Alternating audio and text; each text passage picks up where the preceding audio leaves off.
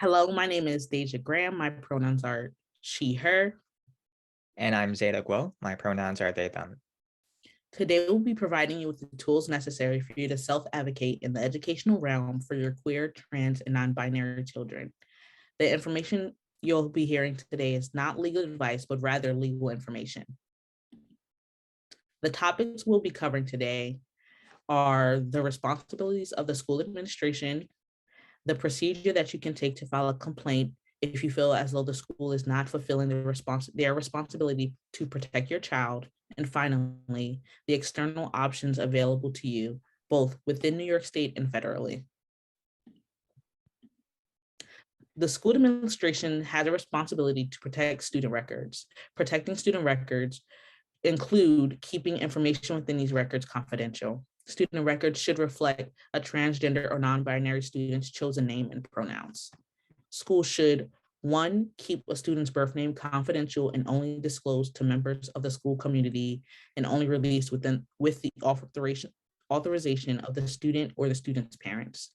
2, the school should make an effort to update student records with the student's chosen name and no longer circulate records with the student's birth name. 3, schools should keep any record of the student's birth name separate in a confidential file. And finally, schools should update student records, including but not limited to attendance sheets with the student's chosen name and gender pronouns.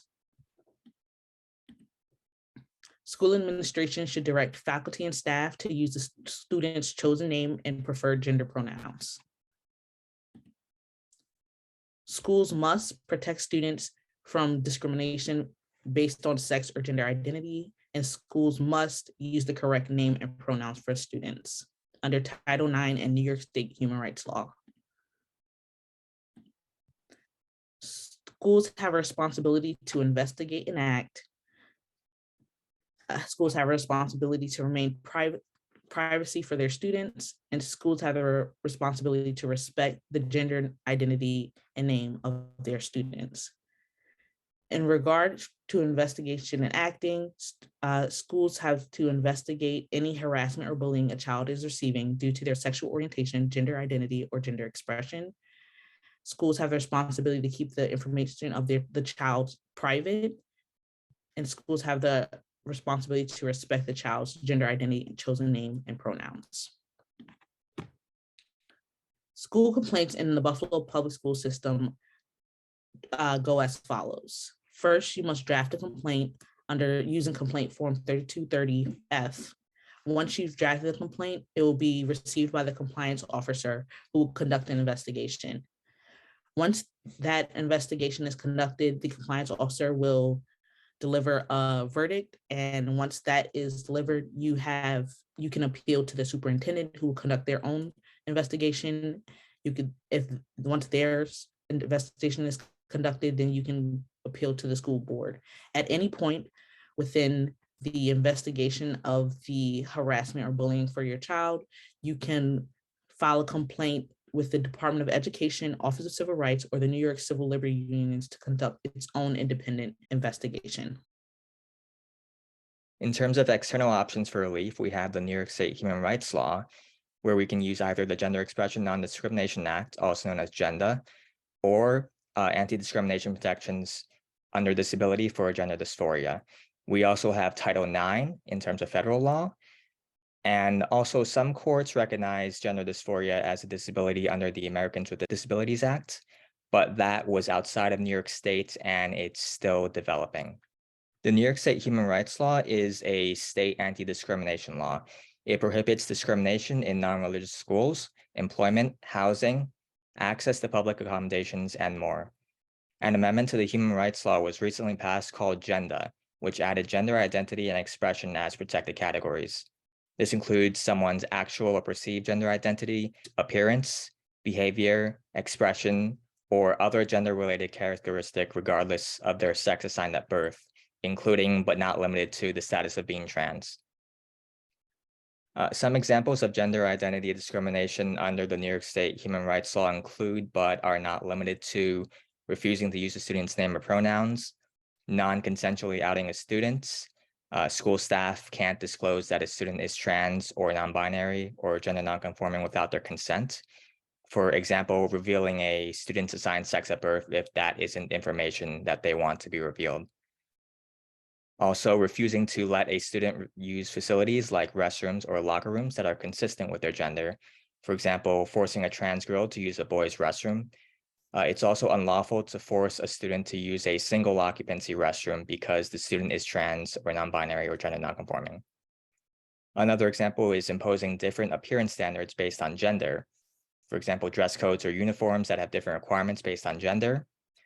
You also cannot harass a student because of their gender identity or expression. This includes humiliating, abusive, or threatening remarks, name calling, or inappropriate physical contact, or any other kind of harassing conduct. The human rights law also prohibits disability discrimination, and under the regulations of the New York State Division of Human Rights, which enforces the human rights law, gender dysphoria is considered a medical condition that falls within the broad definition of disability under the human rights law. If a school refuses to provide reasonable accommodations for a student with gender dysphoria, or if a student is harassed because of their gender dysphoria, this will be grounds for making a discrimination complaint on the basis of disability under the HRL. So how do you make a human rights law discrimination complaint? The HRL is enforced by the New York State Division of Human Rights, or the DHR.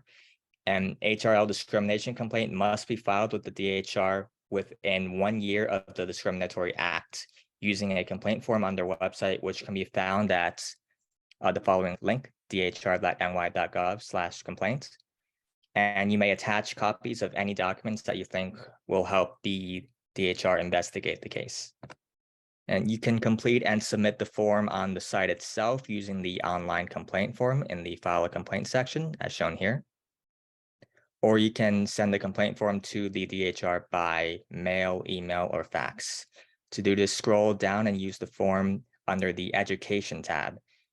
You can either type your answers in the fillable form or print out a form to handwrite.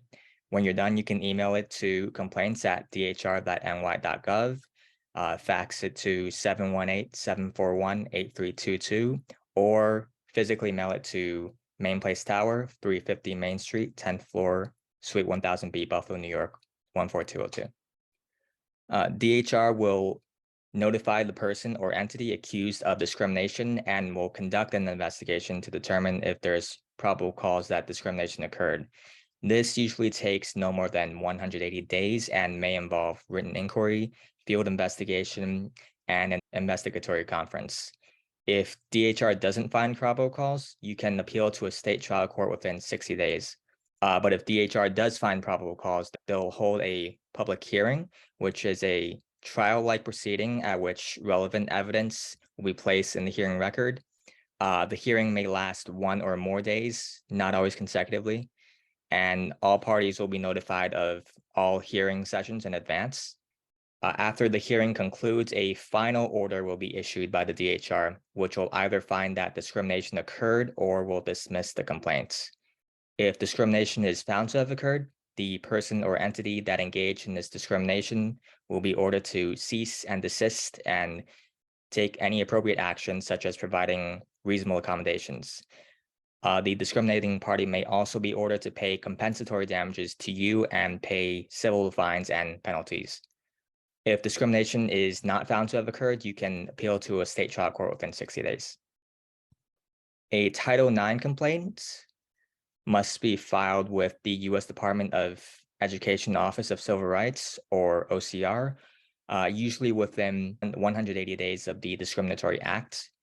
If your complaint involves matters that occurred longer ago than this, then you are requesting a waiver. You will be asked to show good cause why you didn't file your complaint within this 180-day period.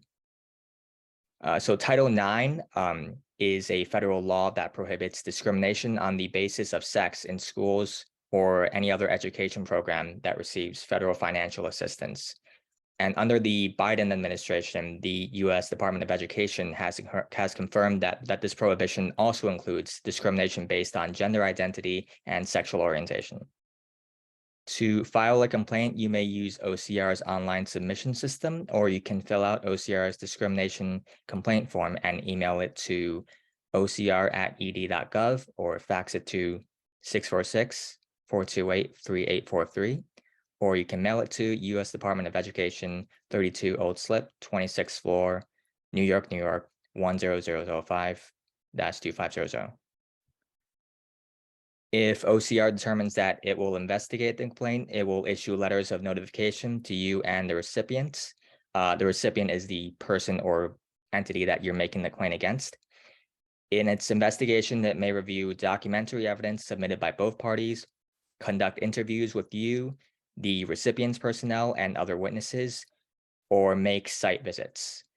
If OCR determines that the recipient failed to comply with Title IX, OCR will attempt to secure their willingness to negotiate a voluntary resolution agreement.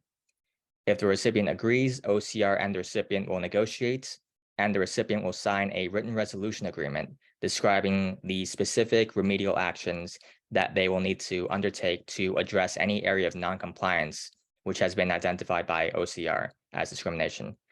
OCR will monitor the recipient until OCR determines that they're in compliance with all of the terms of the resolution agreement. If the recipient doesn't agree to enter into a resolution agreement or doesn't comply with the terms of the resolution agreement, OCR may initiate administrative enforcement proceedings or refer the case to the Department of Justice for judicial proceedings in order to enforce the terms of the resolution agreement. This is the Americans with Disabilities Act. In August 2022, the U.S. Court of Appeals for the Fourth Circuit found that the Americans with Disabilities Act, which is a federal law which prohibits discrimination on the basis of disability or perceived disability, protects people with gender dysphoria. The ADA explicitly excludes what it calls gender identity disorders because of transphobic sentiment at the time of its passing. But the court noted that the term gender identity disorder had been removed from the DSM in 2013 in favor of the new diagnosis called gender dysphoria, and that the DSM's definition of gender dysphoria was suitably different from the old term gender identity disorder, so it was not excluded from the ADA's protections. However, this decision is not binding for courts in New York, but future cases may find this decision persuasive. This concludes the main part of our presentation. If you have any questions and would like to contact us, please visit our website at law.buffalo.edu/beyond/clinics. You will see the word Civil Rights Clinic on the left-hand side. On our website, you will see a red button that says Client Application as seen on the screen. Click that to contact us. We prefer this method because it allows us to gather more specific information about your case. You can also contact Professor Abraham at habraham@buffalo.edu. Thank you.